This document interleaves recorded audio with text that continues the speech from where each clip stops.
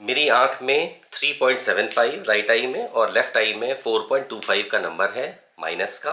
और मुझे अपना ट्रीटमेंट करवाना है, मुझे चश्मा हटवाना है। मुझे कौन सी टेक्निक मेरे लिए अच्छी होगी? ऐसे सवाल, सैकड़ों सवाल चैनल में लोग पूछते हैं। मुझे लगा कि मुझे डायरेक्ट बताना चाहिए कि आखिर क्या क्या रिक्वायरमेंट्स, हम लोग क्या क्या चीज़ें देखते हैं जब हमें कोई भी रिफ्रैक्टिव सर्जरी के लिए प्लान होना करना चाहिए, और साथ में कौन कौन सी टेक्निक्स, क्या एक टेक्निक के ऊपर दूसरी नई टेक्निक आ गई तो क्या वो टेक्निक ही ठीक है, पुरानी टेक्निक अब फेल हो गई, अब उससे हमें नहीं करना, उससे हमें कोई प्रॉब्लम होगी। आज हम लोग इस बारे में बात करेंगे। मैं doctor Sudhir Srivastava, cataract and refractive surgeon, Sanai hospital Lucknow से। सनाई कैफ़े आपका चैनल में बहुत बहुत स्वागत है।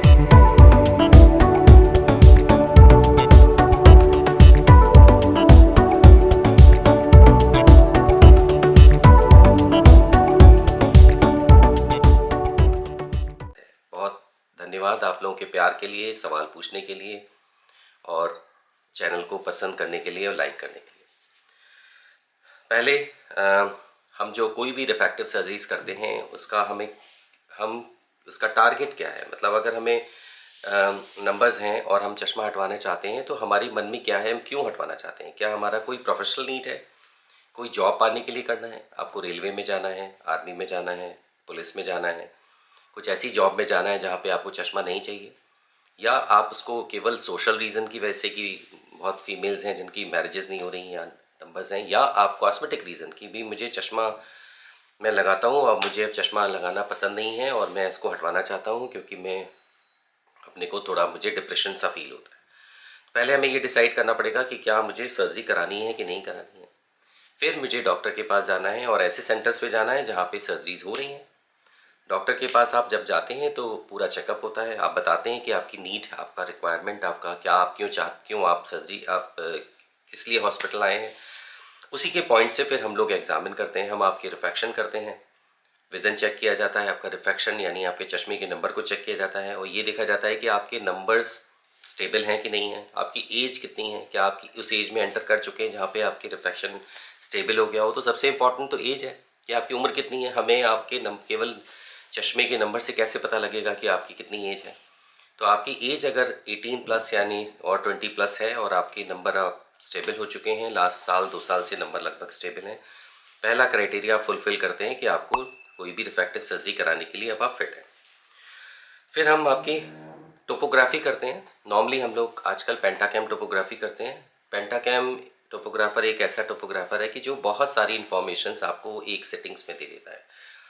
आपकी कॉर्निया की थिकनेस कैसी है, और वो थिकनेस जो जिसको हम लोग पैकीमेट्री कहते हैं उसका डिस्ट्रीब्यूशन कैसा है, यानी वो पैकीमेट्रिक आपकी जो डिस्ट्रीब्यूशन है, क्योंकि कॉर्निया सेंटर में थिन होता है और पेरिफेरी में थिक होता है, उसका एक पैटर्न होता है, वो पैटर्न ठीक है कि नहीं। अगर वो पैटर्न इरेगुलर है तो केराटोकोनस या कोई एक्टेजिया या कोई स्कार वगैरह हो सकता है जिसकी वजह से आपकी जो आपका थिनेस्ट एरिया है वो सेंटर में ना हो कि कहीं और हो।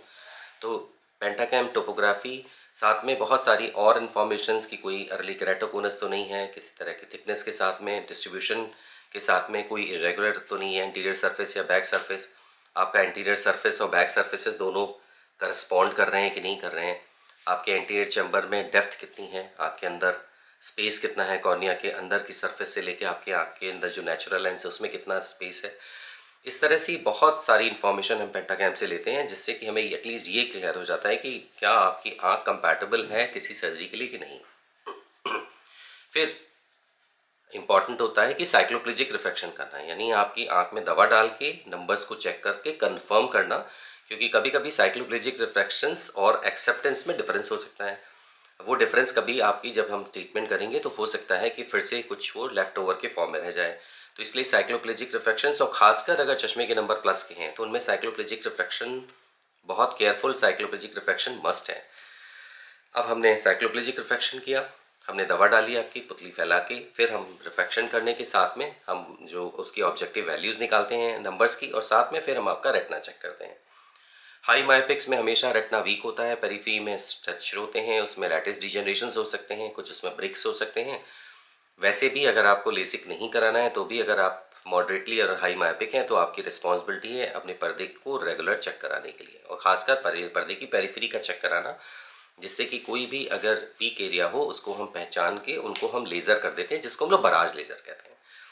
बराज लेज़र का मतलब है कि हमने किसी होल के चारों तरफ लेज़र्स की एक रो लगा दी और जिससे कि वो एक तरह से वो वहाँ पे आपका रेटिना चिपक जाता है और एक तरह की वेल्डिंग हो गई। पर्दे खिसकने के चांसेस यानी रेटिनल डिटैचमेंट की प्रोबेबिलिटीज़ को वो कम कर देगा। ये बहुत ज़रूरी है। अगर आप लेसिक कराएं चाहे ना कराएं, ट्रीटमेंट रिफ्रैक्टिव सर्जरी कोई करेक्शन कराएं या ना कराएं, फिर भी आपको अपनी आँख एनुअल टेस्ट आपको रेटिनल पेरिफेरी की करानी है।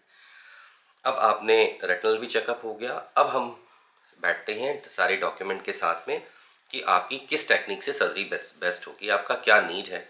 फॉर एग्जांपल आपके नंबर मॉडरेट हैं, बहुत हाई पावर्स नहीं हैं, 3.5 4 की रेंज में नंबर हैं। और अगर आपको प्रोफेशन में जाना है, ऐसे प्रोफेशन में जहाँ पे आपको इंजरीज होने की प्रोबेबिलिटीज़ हैं, आपको आर्मी में पुलिस में जाना है या किसी ऐसे स्पोर्ट्स पर्सन आप हैं, कुछ स्पोर्ट्स में जाना है जहाँ पे आपकी आंखों में इंजरी की प्रोबेबिलिटीज़ ज़्यादा हैं, ऐसे कंडीशन में हम लोग कोई भी प्रोसीजर करते हैं जिसमें हम फ्लैप ना बनाएं। क्योंकि फ्लैप से कोई प्रॉब्लम नहीं है, क्योंकि फ्लैप रिलेटेड सर्जरीज ही दुनिया में सबसे ज़्यादा होती हैं। फ्लैप में एक वीक एरिया क्रिएट हो जाता है जो कभी भी इंजरी होने के नॉर्मल कंडीशन है। बहुत लोग पूछते हैं क्या मैं रब करूँगा तो मेरा फ्लैप तो नहीं हट जाएगा? नहीं, कभी भी नॉर्मल हैंडलिंग में कभी भी फ्लैप अपनी जगह से डिसलॉज नहीं होता। अगर कोई इंजरी हो जाए, ब्लास्ट इंजरीज हो जाएं, अगर आपकी आंख में बहुत तेज कोई फोर्स से कर इम्पैक्ट हो, ब्लंट एंड ट्रॉमा हो, तो उस कंडीशन में फ्लैप स्लिप होने के चांसेस होते हैं। मैंने अपनी लाइफ में, ये इतना रेयर है कि मैंने अपनी लाइफ में शायद 2 या 3 पिछले 17-18 सालों में डिसलॉजमेंट देखे हैं जो कि रिकवरेबल थे। ऐसा नहीं है कि वो फ्लैप लॉस ही हो जाएगा।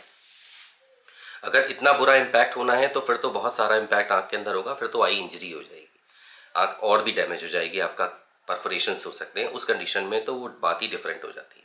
लेकिन नॉर्मल कंडीशन में फ्लैप डिसलॉज नॉर्मली अपनी नॉर्मल हैंडलिंग में नहीं होता। तो ये फियर अपने दिमाग में से निकाल दीजिए, क्योंकि ये सोशल मीडिया से ही ये नॉर्मली फियर आता है कि मुझे फ्लैप रिलेटेड सर्जरी नहीं करानी है क्योंकि मैं आँख में रब करूँगा तो मेरा फ्लैप हट जाएगा। तो इस तरह के आपके दिमाग में आपके अगर थॉट्स आ रहे हैं तो उसको थॉट्स को निकाल दीजिए। लेकिन हाँ, अगर हम आपकी मॉडरेट पावर्स हैं, अगर हमारा एब्लेशन बहुत ज़्यादा नहीं है तो हमारी कोशिश होती है, और आप ऐसे प्रोफेशन में जा रहे हैं जहाँ पे इंजरीज हो सकती है, तो हम कोशिश करते हैं कि हम सरफेस एब्लेशंस करें, जिसको हम लोग एपिलेसिक या एफी कॉन्टूरा कहते हैं। उसमें किसी तरह का वीक एरिया क्रिएट नहीं हुआ। हीलिंग थोड़ी स्लो होगी, आपको 2 से 3 हफ्ते का समय लगेगा, थोड़ा डिस्कम्फर्ट रहेगा, विज़न गेन होने में भी टाइम लगेगा। इसलिए अगर आप किसी मेडिकल के लिए तैयारी कर रहे हैं तो पहले से ही करा लें। ये नहीं कि साहब आप मंडप में बैठने चले हैं, अब आप आज याद आई कि मुझे लेसिक कराना है, कि आपका 4 दिन बाद मेडिकल है और आप सोचें कि मुझे लेसिक करा के मैं चला जाऊँ और मैं सेलेक्ट हो जाऊँ, तब आपकी रिकवरी नहीं होगी। इसलिए हमेशा कम महीना, 1.5 महीना, 2 महीने, जितना आप जल्दी करा सकते हैं उतना ज़्यादा बेटर है। दूसरा है कि अब हम फ्लैप बनाते हैं। फ्लैप का सबसे बड़ा फ़ायदा यह होता है कि आप एक दिन के अंदर रिकवर हो जाते हैं। आज आपने सर्जरी कराई, शाम तक, मैं हमेशा अपने पेशेंट से कहता हूँ, आफ्टरनून में अगर हम सर्जरी कर रहे हैं, डिनर आप अपनी फैमिली के साथ नॉर्मल वे में करेंगे। और ये फैक्ट भी है। आपकी आंखों में थोड़ा रेडनेस वगैरह रह सकती है, स्पॉट्स, हेमरेजेस वगैरह के रह सकते हैं, क्योंकि हम आई को होल्ड करते हैं वैक्यूम से, चाहे हम लेज़र से होल्ड करें, चाहे हम माइक्रोकेराटोम से होल्ड करें। तो थोड़े वाइट पोर्शन पे, स्क्लेरा पे आपको हेमरेजेस के अलावा ज़्यादा कोई और डिस्कम्फर्ट नहीं होता। आप रिकवर हो जाते हैं और आपकी विज़न भी ऑलमोस्ट 99.9% आप सेम डे रिकवर हो जाते हैं। वेरी नेक्स्ट डे ऑनवर्ड्स आप अपने सारे नॉर्मल एक्टिविटीज़ परफॉर्म कर सकते हैं, थोड़ा हाइजीन, सफाई का ध्यान रखते हैं। अब बात आती है कि हमें तो फ्लैप भी नहीं बनाना, हमें ऐसा प्रोसीजर करना है जिसमें कि हम आँख के अंदर से ही लेंटिक्यूल कर लें। तो उसी टेक्निक को हम लोग लेंटिक्यूल एक्सट्रैक्शन टेक्निक्स कहते हैं, जिसमें कि स्माइल, जो आज टेस्टेड टेक्नोलॉजी है, पिछले 15 साल से स्माइल और स्माइल प्रो किया जा रहा है। बाकी टेक्निक्स जैसे सिल्क अभी अंडर इवैल्यूएशन है, अभी भी FDA अप्रूवल नहीं है। क्लियर भी एक प्रोसीजर है। ये सारे प्रोसीजर्स में अगर आप एक कंपैरिजन करेंगे तो स्माइल प्रो टेक्नोलॉजी आज सबसे ज़्यादा प्रॉमिसिंग है, जिसमें कि नोमोग्राम्स भी हैं, आर्टिफिशियल इंटेलिजेंस भी है, और सबसे अच्छे रिजल्ट्स अगर आप लेंटिक्यूल बेस्ड सिस्टम पे निकाल कर अगर एसेस करेंगे तो वो स्माइल प्रो में आता है। सिल्क प्रो नाम की कोई टेक्निक नहीं आती। सिल्क प्रो बहुत लोग किसी तरह का कोई कंपनी की तरफ से दिया हुआ नाम नहीं है। सिल्क प्रो में नॉर्मली हम लोग फेमटो से फ्लैप लिफ्ट करके फिर लेज़र करते हैं, चाहे वो कॉन्टूरा करें, चाहे हम उसको किसी दूसरी लैसिक मशीन से करें, जिसको सिल्क प्रो नाम दिया जाता है। ये एक मिसनोमर है और ये कन्फ्यूज़न क्रिएट करता है। तो इसलिए ध्यान रखिए, स्माइल प्रो टेक्नोलॉजी ज़रूर अवेलेबल है, बट वो स्माइल प्रो विजुमैक्स का जो लेटेस्ट प्लेटफॉर्म है उस पर की जाती है। इन सिल्क जो जे की टेक्नोलॉजी है जो एलिटा पे की जाती है, उस पर अभी प्रो नाम की कोई भी टेक्निक एग्जिस्ट नहीं करती, इसलिए कंफ्यूज होने की ज़रूरत नहीं है। लेकिन कोई भी लेंटिक्यूल एक्सट्रैक्शन टेक्निक्स की भी अपनी लिमिटेशंस होती हैं, तो इसलिए हमें हमेशा ध्यान रखना चाहिए कि हमें अपने डॉक्टर या हॉस्पिटल पे ट्रस्ट करिए, उसके साथ बैठ के डिस्कस करिए, फिर जो आपको बेस्ट ऑप्शंस लगता है उनके साथ मिल के प्लान करके करें। एक और लेटेस्ट टेक्निक आई है जिसको आज बार बार सोशल मीडिया पे हिट कर रहे हैं, जिसको हम लोग वेवलाइट इनोवाइस कहते हैं।